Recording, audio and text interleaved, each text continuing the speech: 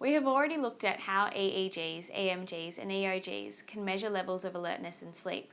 But what about other things such as heart rate, body temperature and galvanic skin response? Well, they can be just as effective. Each one can help to show whether an individual is in NREM or REM sleep.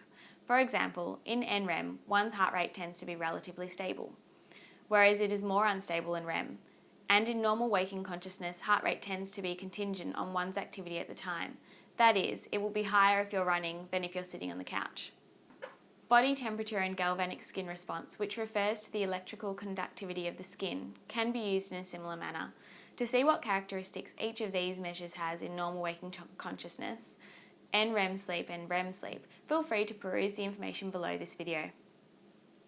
For now, I think it's time for a practice question. This one is from the 2012 VCAR exam. In this question, we need to name and describe one physiological test that might be performed to find out whether or not Jason was experiencing an altered state of consciousness. We could use a range of physiological tests for our response, including all of heart rate, body temperature, and galvanic skin response.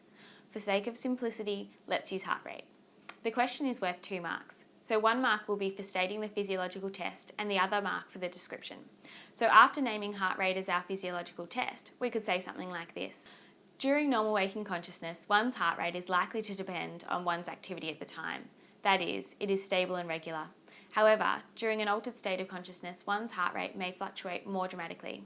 Thus, the doctor could examine the regularity of Jason's heart rate to see whether or not Jason was in an altered state of consciousness.